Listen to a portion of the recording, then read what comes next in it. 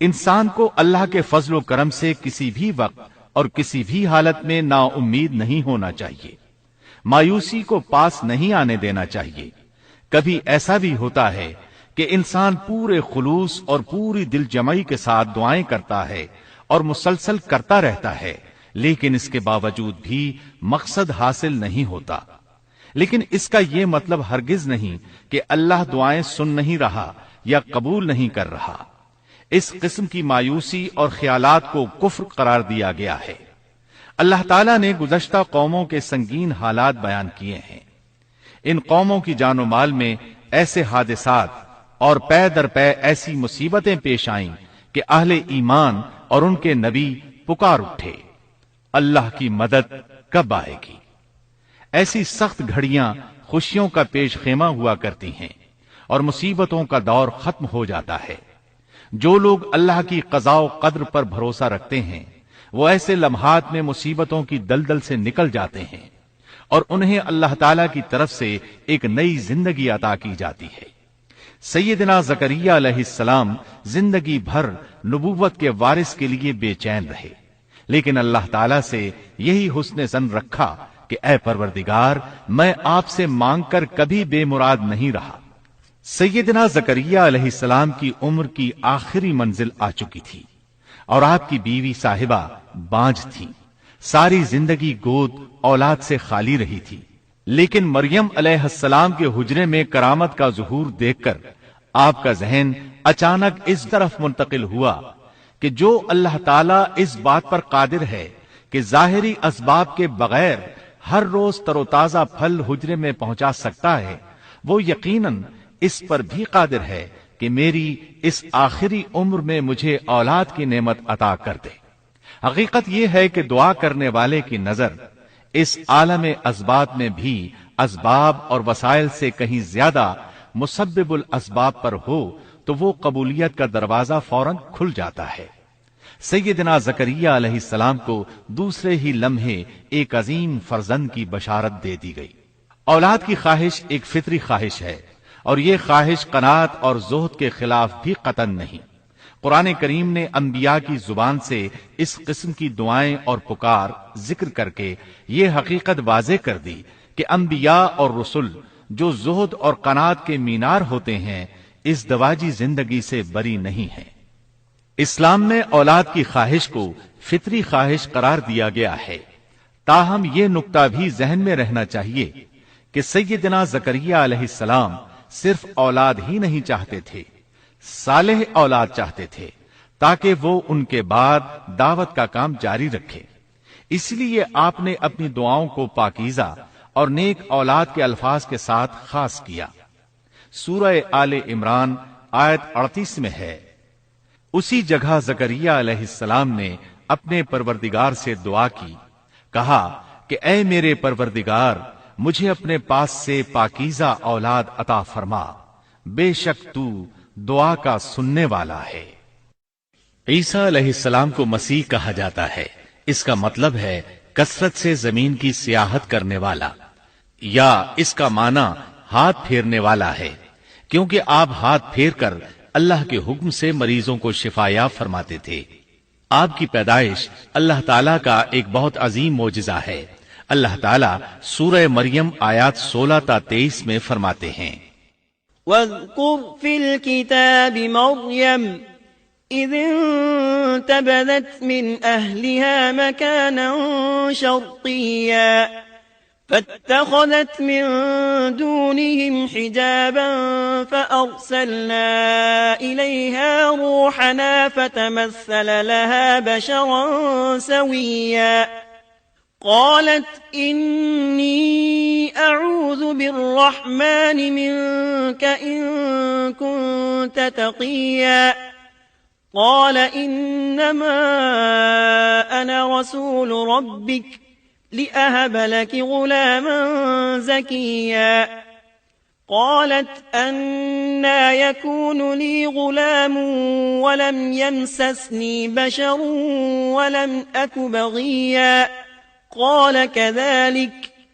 قال ربك هو علي هين ولنجعله آية للناس ورحمة منا وكان أمرا مقضيا فحملته فانتبذت به مكانا قصيا فأجاءها المخاض إلى جذع النخلة قالت يا ليتني مت قبل هذا وكنت نسيا منسيا۔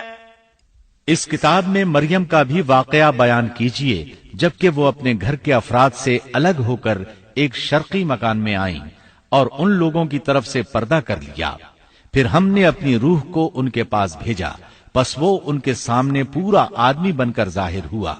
یہ کہنے لگی میں تجھ سے رحمان کی پناہ مانگتی ہوں اگر تو کچھ بھی اللہ سے ڈرنے والا ہے۔ اس نے جواب دیا کہ میں تو اللہ کا بھیجا ہوا قاصد ہوں، تجھے ایک پاکیزہ لڑکا دینے آیا ہوں۔ کہنے لگی بھلا میرے ہاں بچہ کیسے ہو سکتا ہے؟ مجھے تو کسی انسان کا ہاتھ تک نہیں لگا اور نہ میں بدکار ہوں۔ اس نے کہا بات تو یہی ہے، لیکن تیرے پروردگار کا ارشاد ہے کہ وہ مجھ پر بہت ہی آسان ہے، ہم تو اسے لوگوں کے لیے ایک نشانی بنا دیں گے اور اپنی خاص رحمت۔ یہ تو ایک طے شدہ بات ہے۔ پس وہ حمل سے ہو گئیں اور اسی وجہ سے وہ یکسو ہو کر ایک دور کی جگہ چلی گئیں۔ پھر درد ذہ اسے ایک کھجور کے تنے کے نیچے لے آیا اور بے ساختہ زبان سے نکل گیا کہ کاش میں اس سے پہلے ہی مر گئی ہوتی اور لوگوں کی یاد سے بھی بھولی بسری ہو جاتی۔ سیدہ مریم بہت عبادت گزار تھی۔ انہوں نے اپنے اور لوگوں کے درمیان آڑ بنا لی تھی۔ انہیں کھانا بھی پردے کے پیچھے سے پکڑایا جاتا۔ اللہ تعالی کی طرف سے بھی انہیں خاص رزق مل رہا تھا۔ اس حالت میں جبریل علیہ السلام ان کے پاس آئے۔ انہوں نے ان کے گریبان میں اللہ کے حکم سے پھونک ماری، اس سے انہیں حمل ٹھہر گیا۔ ولادت کا وقت آیا تو آپ لوگوں سے بہت دور یعنی بیت اللحم چلی گئیں۔ وہیں انہیں درد ذہ شروع ہوا، تب کہنے لگی کاش میں اس سے پہلے مر جاتی۔ اللہ تعالی کی طرف سے ارشاد ہوا، سورہ مریم آیات 24 تا 28 میں ہے۔ فناداها من تحتها ألا تحزني قد جعل ربك تحتك سريا وهزي إليك بجذع النخلة تساقط عليك رطبا جنيا فكلي واشربي وقري عينا فإما ترين من البشر أحدا فقولي إني نذرت للرحمن صوما فلن أكلم اليوم إنسيا فأتت به قومها تحمله قالوا يا مريم لقد جئت شيئا فريا يا أخت هارون ما كان أبوك امرأ سوء وما كانت أمك بغيا۔ اتنے میں اسے نیچے سے ہی آواز دی کہ آزردہ خاطر نہ ہو، تیرے رب نے تیرے پاؤں تلے ایک چشمہ جاری کر دیا ہے، اور اس کھجور کے تنے کو اپنی طرف ہلا، یہ تیرے سامنے تر و تازہ پکی کھجوریں گرا دے گا۔ اب چین سے کھا پی اور آنکھیں ٹھنڈی رکھ۔ اگر تجھے کوئی انسان نظر پڑ جائے تو کہہ دینا کہ میں نے اللہ رحمان کے نام کا روزہ مان رکھا ہے، میں آج کسی شخص سے بات نہ کروں گی۔ اب عیسیٰ کو لیے ہوئے وہ اپنی قوم کے پاس آئیں۔ سب کہنے لگے مریم تو نے بڑی بری حرکت کی، اے ہارون کی بہن، نہ تو تیرا باپ برا آدمی تھا اور نہ تیری ماں بدکار تھی۔ یہاں ہارون سے مراد موسیٰ علیہ السلام کے بھائی ہارون علیہ السلام مراد نہیں، بلکہ مریم علیہ السلام کے ایک بھائی کا نام ہارون تھا۔ قوم کی باتیں سن کر مریم علیہ السلام خاموش رہی اور بچے کی طرف اشارہ کر دیا کہ اس سے بات کر لو۔ وہ کہنے لگے بھلا گود کا بچہ کیسے بات کر سکتا ہے؟ سورہ مریم آیت 29 میں ہے۔ فأشارت إليه قالوا كيف نكلم من كان في المهد صبيا۔ مریم نے اپنے بچے کی طرف اشارہ کیا۔ سب کہنے لگے لو بھلا ہم گود کے بچے سے کیسے بات کریں؟ اس وقت عظیم معجزہ رونما ہوا۔ سورہ مریم آیت 30 تا 33 میں ہے۔ قال إني عبد الله آتاني الكتاب وجعلني نبيا وجعلني مباركا أينما كنت وأوصاني بالصلاة والزكاة ما دمت حيا وبرا بوالدتي ولم يجعلني جبارا شقيا والسلام علي يوم ولدت ويوم أموت ويوم أبعث حيا۔